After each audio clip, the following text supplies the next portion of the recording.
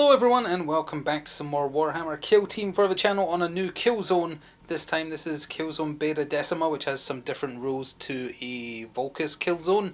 And thank you for the support on this series so far. Please do keep in mind, again, very new to this game. This will be my fourth game ever? Third? Fourth. I think fourth.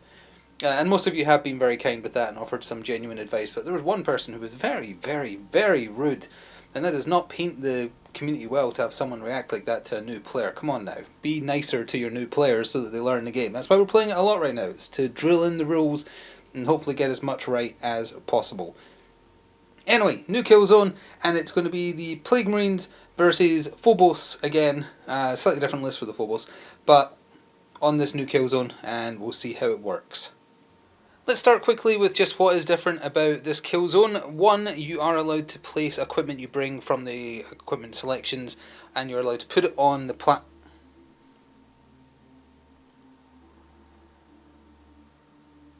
So let's start with what's different about Bheta-Decima compared to Volcus. You can't draw a line of sight through the gaps under platforms if there is more than 4 or 6 inches of open hazardous space, which is this toxic area in the middle of the map, between two targets. You can't see because of toxic fumes, I guess. You also can't stand in this because you would die. And you can put faction equipment that you bring, barricades, etc., on the terrain. Usually it has to be on the killzone floor, but this has a special exception rule where you are allowed to do that. And light cover is provided by the platforms in the centre, and that's basically it, other than whatever happens with the equipment getting brought. And oh yeah, there's one other rule that was missed with the Phobos, but we'll cover that when we look at them. But let's start with the Plague Marines. And here are the Plague Marines, of course being led by their champion, who I always call Captain, because he's basically a captain. So they've got the champion, they have the fighter with the flail, they've got the bombardier that I always call Grenadier, they have the heavy gunner, they have the icon bearer, and the malignant plaguecaster. So they've not brought the bog standard warrior. Faction equipment wise, or equipment in general, is all their faction equipment. So it's blight grenades, plague bells, plague rounds, and poison vents. So looking to cause lots of poison, and if poison procs, it's D3 damage if you're within 3 inches, I think it is, of one of them, instead of just the bog standard 1 damage. So it's elite versus elite because the Phobos only have 6 members as well, and they have the Reaver Sergeant, they have a bog standard Reaver Warrior, they have the Infiltrator Helix Adept, which is the medic. They have the model that's representing the Incursor Marksman. It was pointed out in the video against the Gellerpox with them that he actually has the ability to go on guard, which is a special rule that normally everyone can do if you're on the Gallodark killzone. He can actually do it on every killzone. It's essentially an Overwatch, potentially very powerful, so that's something he'll be doing. Last time he represented the Mine Layer, but this time he is going to represent the Infiltrator Saboteur. He still has a mine. You can plant a one-time use explosive, a remote detonate type thing. He gets a free dash to get out of the way, and then he can pop it and cause a big explosion. And then finally we have a Infiltrator Warrior, so just a bog standard Infiltrator Warrior. And equipment wise, they're bringing Purity Seals. They've upgraded to have blades instead of hands for the ones who are just equipped with their basic fists for close combat. They're taking 2 light barricades and 1 heavy barricade. So that is that, and with that let's go over the ops. So besides the hidden tac ops that each side has, we've got our kill op. Both sides are elite, so 6 models each, so they'll be going up the same rate of kill grades for kills. So 1 kill, 2 kill, 4 kill, 5 kill, I think, yes. And then we have the crit op this time, which is again kind of based on one we did on the starter set. It's loot. So every turn after the first, you can, for 1 AP, loot one of the 3 objective markers. You can't do it if it's already been looted, and you can't do it if it's in control range of if you're in control range of an enemy operative, or if the objective is in the control range of an enemy operative. You get 1 VP for looting and up to 2 maximum, so you can't get all 3.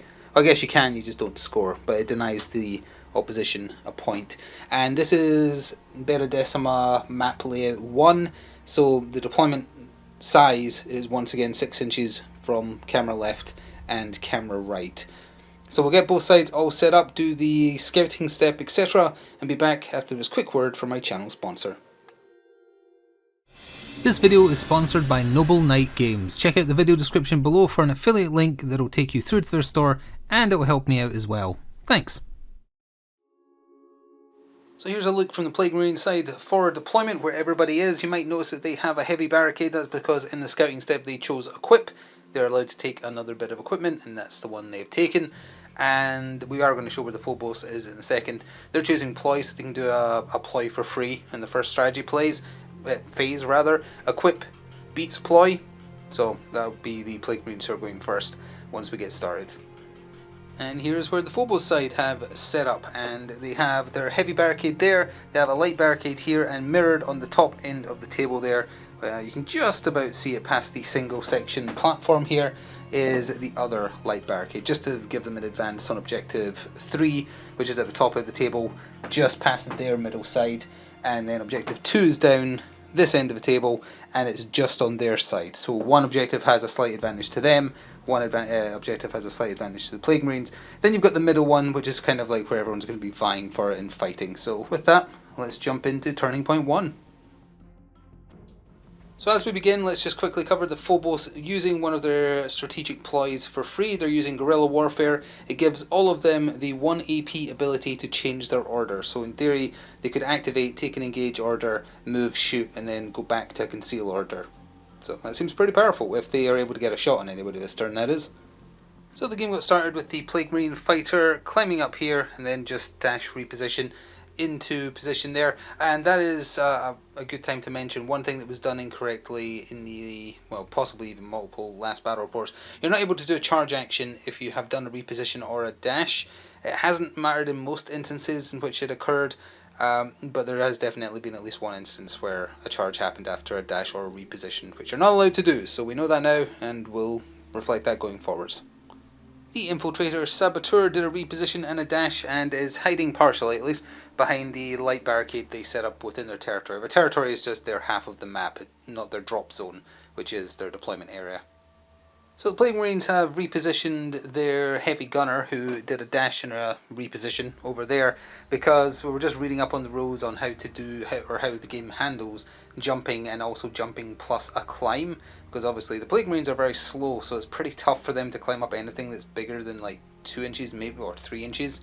So the original plan for them was to kind of prepare here with enough line of sight blocking that they wouldn't be in danger, and then leap from here onto the central like turbine thing. But when you jump, you can go up to a 4-inch jump kind of horizontally, but then if you want to climb, you've got to take that into consideration afterwards. So a 5-inch move Plague Marine is not going to be able to do a 4-inch jump if there's also a 2-inch climb involved. So they can't actually do that because they're too slow and fat. So that is a massive problem for them. They probably should have taken some more barricades. Over this end of the table, still being coy and not particularly worried because they've got 7 inches of movement, and also the Reavers can just kind of ignore going up heights because of their grapple guns. The normal Reaver is just hidden himself behind the heavy barricade there. The Plague Marine Icon Bear is hiding behind the fighter there, the heavy barricade. This is a small enough gap that they can easily cross it even with their limited movement, and then this climb here is also possible for them. So that's their ticket up to the central base. They would also be able to do it on this platform here for the record, but that's a bit further away.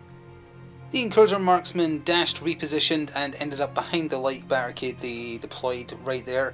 That's at the top end of the table there. And then he spent his last AP to go on guard, which, as I said at the top of it, this video is usually something everyone can do, but only on Gallowdark. He can do it on any map, which we missed last time the Phobos were on the table. It's Overwatch. If an enemy operative ends an action within his line of sight, essentially, he can activate to shoot or fight. So he's kind of just waiting for someone to poke their head around, and that is very annoying to deal with. Oh, the rules for guard weren't specific about whether or not you can actually be on guard with a conceal order and then turn to an engage order when you react to someone. So to be safe, we're going to say that the marksman is engaged. When he activated, he swapped order. Quite the pile of bodies the Plague Marines have here, as the, almost called him a captain again, the champion has just moved over here and is hiding with the heavy gunner. The Helix Adept has moved up to the corner there and is doing nothing else for this turn. So over this end of the table, some movement finally had to happen. The Plague Marine Bombardier activated, dashed out, and then repositioned, and that triggered the overwatch from the marksman. 4 dice on 2 pluses with lethal 5, piercing 1. And thanks to that lethal 5 plus, he got 3 crits and a hit, which is scary. Plague Marine, though, he did really well with his defense rolls. He rolled 2 crits, losing 1 because of the pierce. So that means a crit and a hit got through. And I'm just going to roll for Disgustingly Resilient now. And it didn't proc at all. So that's the full damage through for a crit and a hit, which is 7 wounds. Well, at least it's Nurgle's number, I suppose. He's not done. He has 1 EPL left. He is now going to fire at that marksman, but we're just going to handle that first. Not a great roll for the Bombardier, just got 2 normal hits through. 1 save automatically retained for the light cover that the marksman is in. And he actually whiffed his other saves though, so those 2 normal hits did get through. So he managed to get him for 6 damage and also poisoned him because of their poison rounds faction equipment. Well, a bunch more stuff happened over this end of the table, so we're going to have to accept this camera angle. The bog standard Incurser Warrior activated, took an engage order, repositioned around the corner, so he's actually right there, you can just see him there, and he shot his bolt gun twice into the Bombardier I mean, to try and kill him. First set of attacks only got 2 normal hits, which were fully blocked. Second set of hits though had 3 crits, 1 hit. The Bombardier only got 1 bog standard save, which means those 3 crits got through. He actually proc Disgustingly Resilient on each and every single one of them, but that just means 12 wounds comes down to 9. So that's not enough to save him with 7 left. So tried to make something happen, didn't quite work out. Clearly a car alarm outside is very cross about that, because that is the first death. I think that's enough to put them on kill grade 1 as well. Actually, does that score in Turning Point 1? I think it does. Yes it does, and it is a kill grade. Yep, so they're getting 1 victory point for that. That has also triggered the TAC op for the Phobos Strike Team. It has to be revealed now, even though apparently it cannot score. It is Confirm Kill from the Recon class type. Hopefully that's at least slightly readable. You have to reveal it the first time an enemy operative is incapacitated. When an enemy operative is incapacitated before it's removed from the kill zone, place one of your Confirm Kill mission markers within its control range, so within an inch.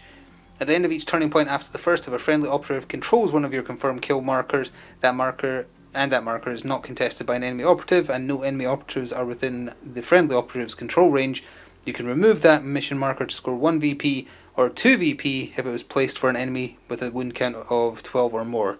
He had 14 wounds. You can score a maximum of 2 VP from this per turning point. So this literally can't score anything this turn, but the marker should still go down then, because you've got to try and control it. Okay, well, that is bad for the Plague Marines. Last activation of Turning Point 1 for the Plague Marines, who already feel like they're on the back foot.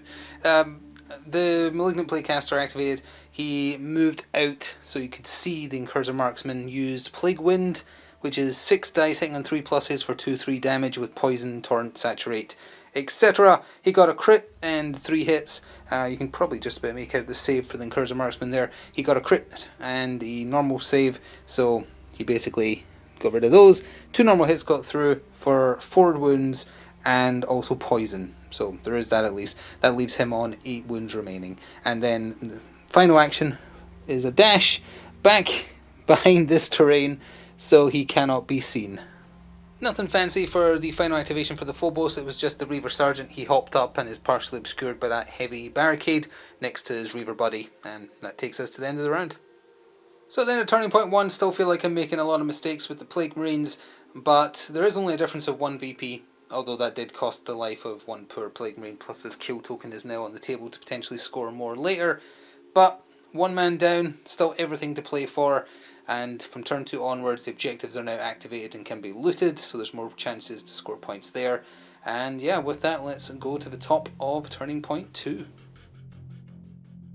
So at the top of Turning Point 2, the Plague Marines have won the opportunity to go first, and they're taking it. For Strategic Ploys, they've paid 1 command point for Cloud of Flies. That's going to represent the Cloud of Flies marker. If they're within 3 inches of that marker and are getting shot at from outside of 3, they are counting as obscured, which is pretty good.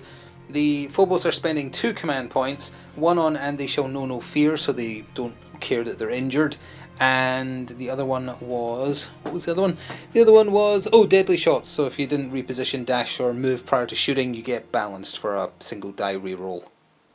Totally forgot again that because the Icon Bear is alive, the Contagion strategic ploy can be played for free, so it's been played as well. To get Turning Point 2 started, the Plague Marine Heavy Gunner has repositioned and dashed and is amongst the flies. He wasn't close enough to get to Objective 2 there to loot it, unfortunately, so he's just hiding in the flies hoping he doesn't get shot too bad. That 7 inches of movement is doing the Emperor's work for the Phobos Strike Team. The Marksman activated, did a reposition onto Objective 3 that is there, spent second AP to loot it, so that is essentially 1 VP, and he's also within the control range of the kill confirmed to potentially score that at the end of the round depending on whether or not anyone can stop him, and his last AP is being spent to go on guard, just to put a little pressure on that Malignant Plaguecaster if he turns the corner to try and kill him. Back round the stinky end of the table, the Plague Marine Champion also repositioned, dashed, and is within the cloud of flies, again just trying to protect himself while also bearing down on the objective, but too slow to get there this turn. The Reaver Sergeant activated, and thanks to his grab, shoot and grapnel launcher, he gets to count any vertical distances 2 inches regardless of how high it actually is. So after you take away the 2 for technically climbing up, he still had 5 to play with, and that was enough to do the jump, plus presumably the climb from the edge of a table there. He then did a dash and has looted the center objective. If anything there was done incorrectly, do let us know, but that does seem to be correct, because they just have fantastic movement and they don't need to worry about the vertical distance, although even in that case I think it was 2 inches, if that.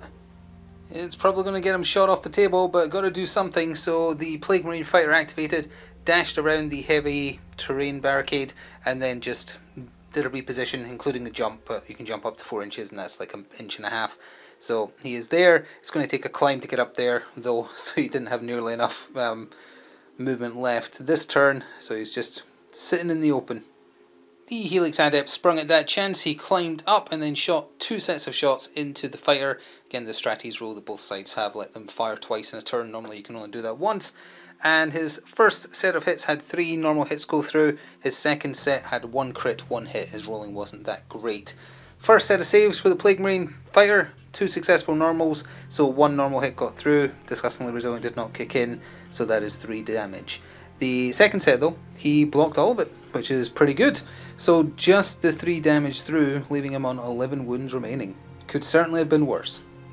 The Plague Marines are definitely committing to this end of the table. The Icon Bearer has essentially just followed behind the fighter, repositioned, dash, jumping across the little gap there, had enough movement but not enough to either go down here or up on top. The normal Reaver came out of cover and just decided to shoot into the Plague Marine fighter with a special issue bolt pistol. 2 sets of 4 dice hitting on 3s with piercing 1, maximum range 8 inches, but he was within that. First set of rolls was rubbish, only got 1 hit through, which was fully blocked. Second set had a crit and a hit. Both were unfortunately sent through because of a bad roll on the saves, and Disgustingly Resilient did not kick in on either time either, so that brought him down to 4 wounds remaining. His faction equipment means he can ignore being injured, but he is certainly close to expiring. Last activation of Turning Point 2 for the Plague Marines, but we're doing this in steps again because the Malignant Plaguecaster has dashed out and is now getting shot at because of the Overwatch / guard from the Marksman. He got 1 crit and 3 hits because he's hitting on 2s, and piercing 1 as well, but Malignant Plaguecaster managed to get 1 save. So that meant 3 normal hits got through, unfortunately. Disgustingly Resilient kicked in twice though, so he took 7 damage. Nurgle's number, so blessed in a way. He is now going to fire magic into that gentleman's face. Might even commit to doing 2 magic, because you can do 2 psychic actions as well if you have the strategies roll, just to try and confirm that kill. Finally, things are starting to look a little bit Nurgle. The Malignant Plaguecaster used he used Entropy. 7-inch maximum range, he made sure to get the target within 7 inches. It's less dice but much higher damage on a crit. Didn't roll too well, 2 of the dice were whiffs, but he did get a hit and a crit with those, and the save for the Phobos Marksman was a 2, a 1 and a 1, so it went through, and crits with Entropy do 7 alone. Also totally forgot that when he activated he was poisoned, so he would have actually been on 5 wounds. Now he's still fighting at full strength because of And They Shall Know No Fear, but that does mean that he has expired. which also means someone else is going to have to get over there for that kill confirm token, and that's the first victory point gained for the Plague Marines on the kill op. Oh, and after that, a dash round the corner again. Yes, he's giving up that objective, but it's basically all he can do. And sure enough, the normal Incursor Warrior up there decided to change back to a Conceal Order, repositioned, and is now next to that Kill Confirm icon from where the Bombardier, every time, where he died. He didn't need to stay in that range for the objective, but that is going to score them some of their attack op at the end of the round. So the last activation of Turning Point 2 is this little gentleman down here. It's the Infiltrator Saboteur, who I totally forgot about and has a very dangerous explosive in his possession. However, he can only place it in a turn in which he dashes, and then he gets a free dash out. So he can't really get close enough to do as much damage as he would like, nor does he need to score any more on the looting of the objectives, because he's already scored 2 for it, and that's the most you're allowed to score in a round. So he's just going to chill. He's not taking an engage. He's keeping in conceal in that light cover to avoid being targeted, and he's doing nothing. He's activating and unactivating, so we'll go to the scoring for the round. So at the end of Turning Point 2, let's handle the Phobos first. They scored the maximum of 2 from the crit op for looting at least 2 objectives. They scored 2 from their attack op for confirming a kill token, which will now get removed off the table, and because the target had more than 12 wounds, yeah, it's 2 VP, and they scored tier 1 on their kill op. So they're ending the second turn with 5 victory points. But the Plague Marines are getting on the scoreboard now. They scored 1 for killing 1 Phobos Marine, so that's 1 point there, and they're actually scoring 2 for their attack op, which is now to be revealed because it can be scored. Their attack op is from security and it's called Contain. At the end of each turning point after the first, if there are no enemy operatives wholly within your territory, which is true because the Incursor Warrior is actually riding the middle line, basically this line here where the crease is at the top end of the table there, he's not wholly within.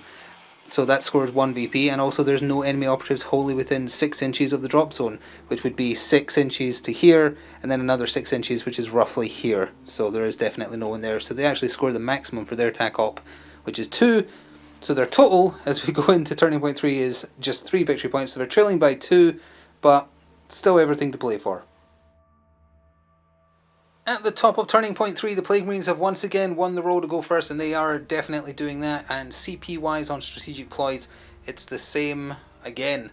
So Contagion for free because the Icon Bearer is still alive for the Plague Marines, plus Cloud of Flies, the marker has been placed there this time. And for the Phobos, it's And They Shall Know No Fear, and Deadly Shots again. So with that, let's get on. So the Plague Marine Fighter activated, hoping to do something heroic before he inevitably loses those last 4 wounds of his. He initiated a charge action. Presumably you're allowed to do a charge that includes a climb as long as all the ranges still work out.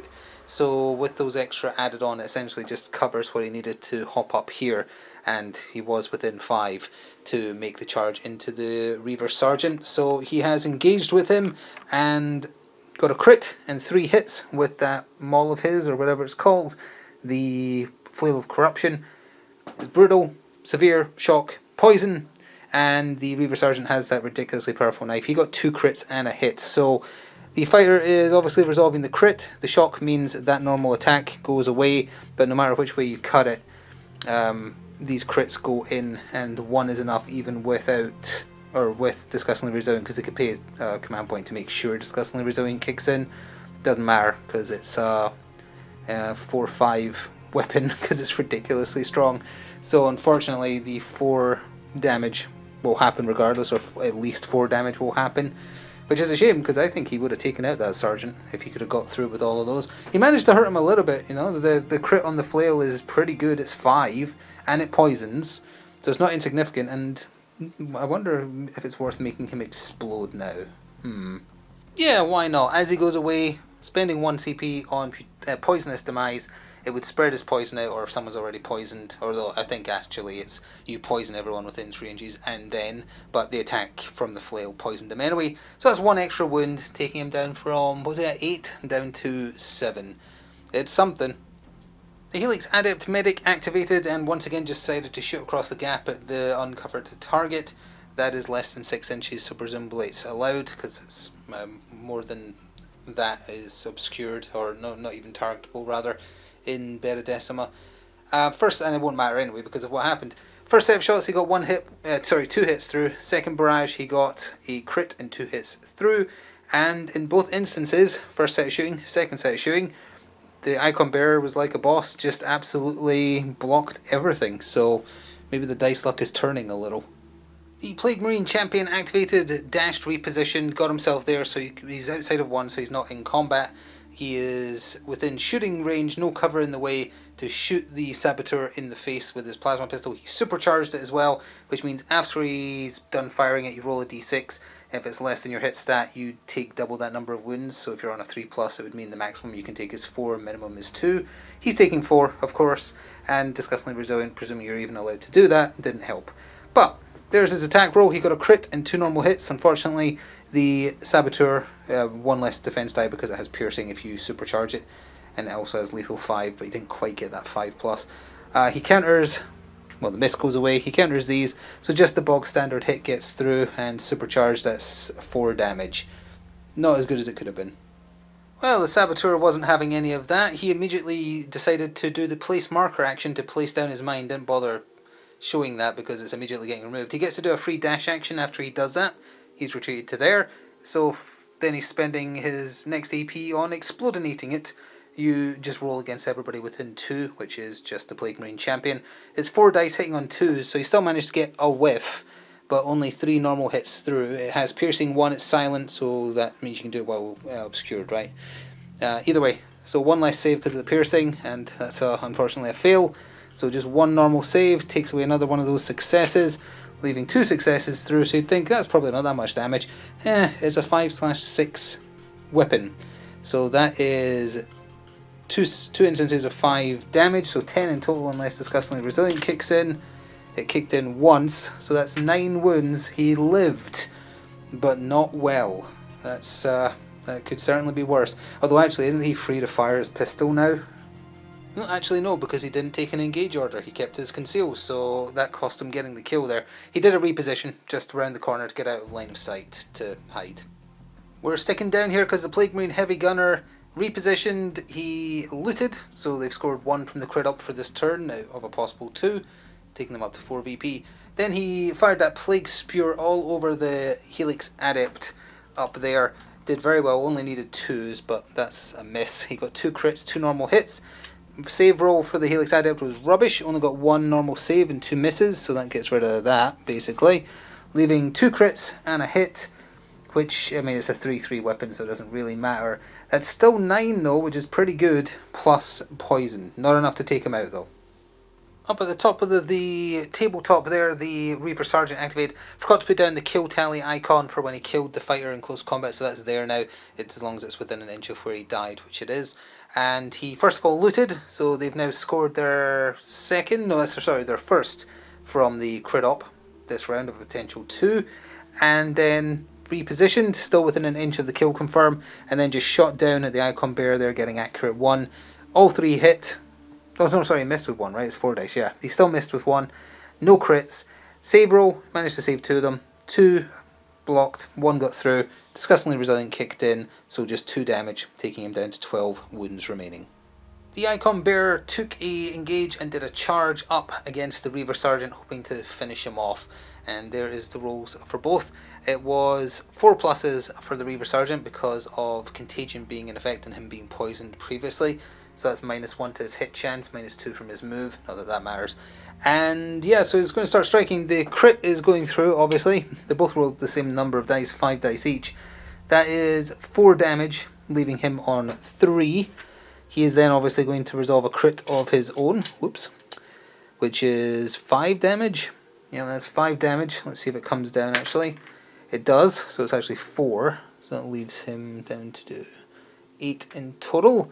And then he's just going to proc a normal hit, and that is enough that the Reaver Sergeant is killed, right? Because that's 3. Yep, that should be him dead.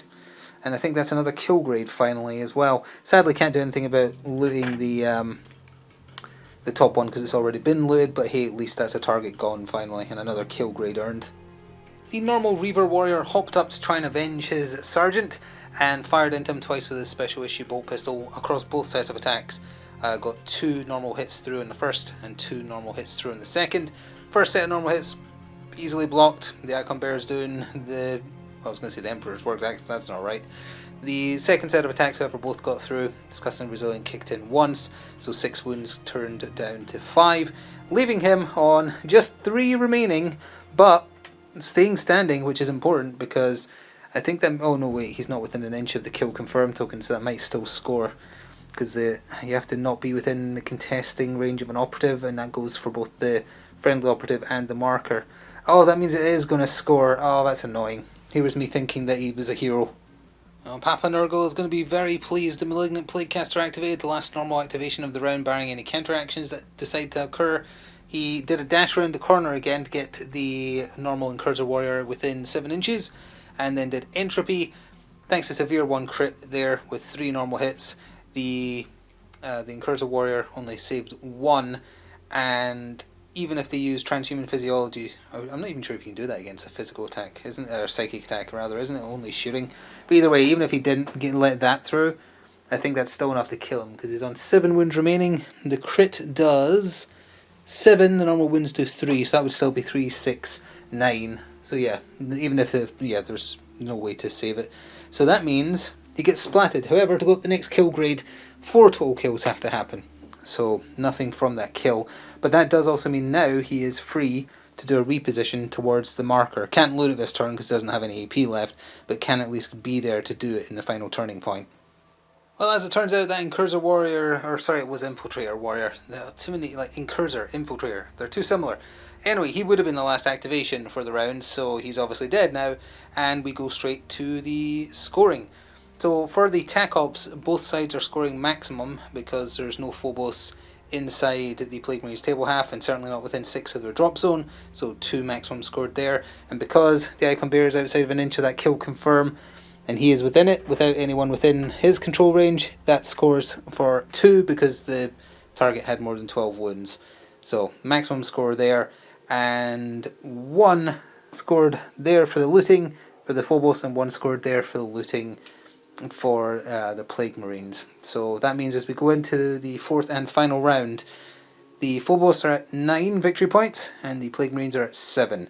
So just trailing by 2, and it actually feels like it's kind of the wins, the Plague wins I guess you could say, are kind of shifting a little bit now. Definitely helps that the Plaguecaster got so lucky with Entropy spiking there. That makes a massive difference. So still everything to play for as we go into that final round.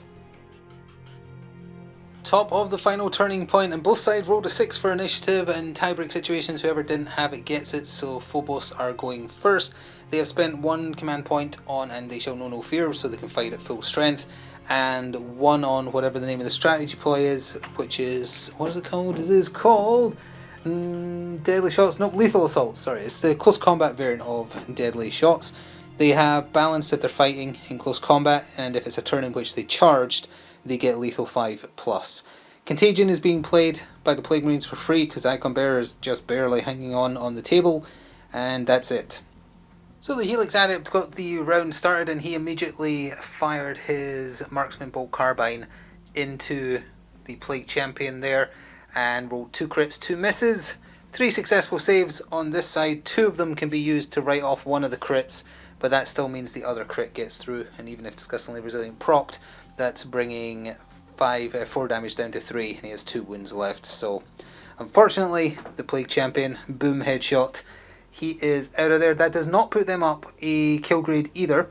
They still need to get a 4th kill as well, so both sides are still at kill level 2. We were a little unsure whether or not the medic can select himself for the purposes of doing his heal. It says you pick somebody within his control range, and he is within his own control range, but it doesn't specify one way or t'other whether he's allowed to heal himself, so do let us know, please.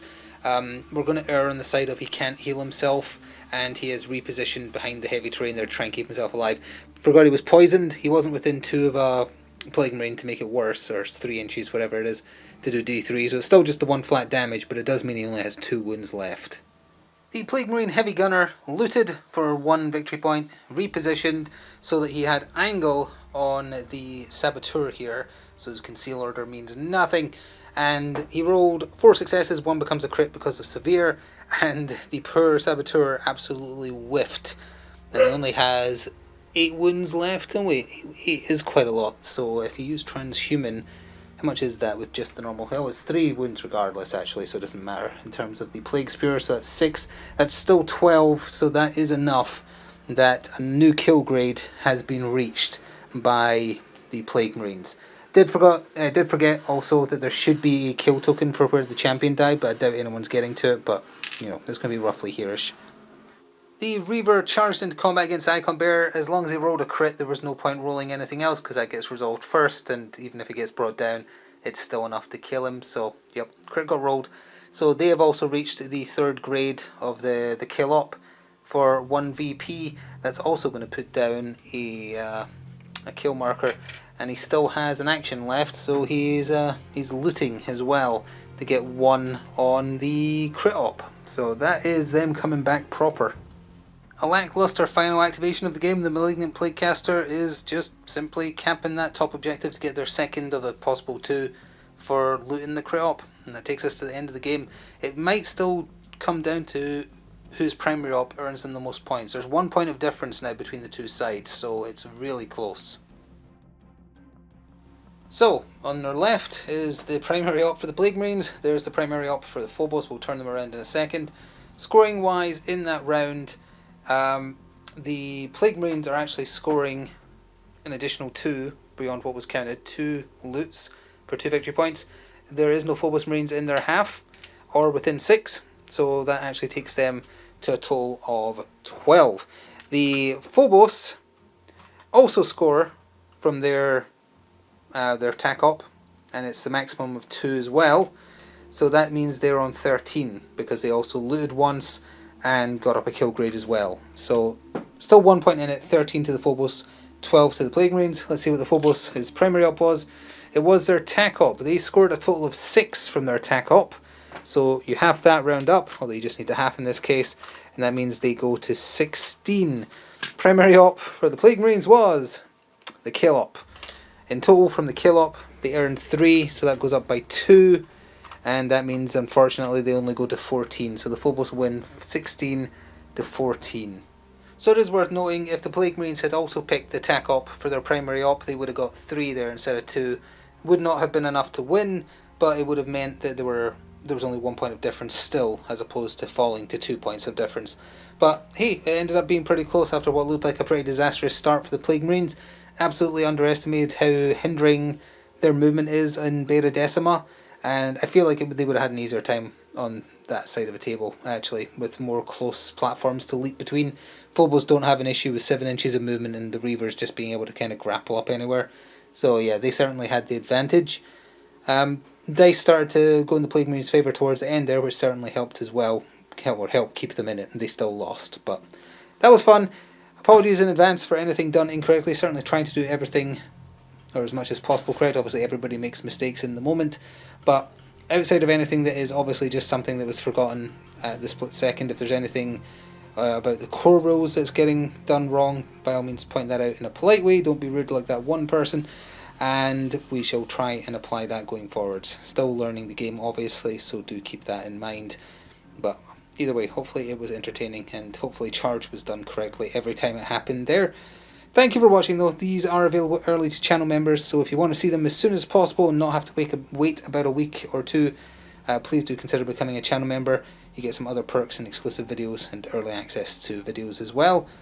If you want to just help out the channel in other ways, you could press the thanks button, or just liking and commenting and sharing is a big help as well. If you check out the channel sponsor, they carry Games Workshop stuff along with everything else I cover on the channel, and if you buy anything through that affiliate link in the description box, I get compensated, which also helps out the channel. Thank you either way, enjoy the rest of your day, see you next time, ta for now.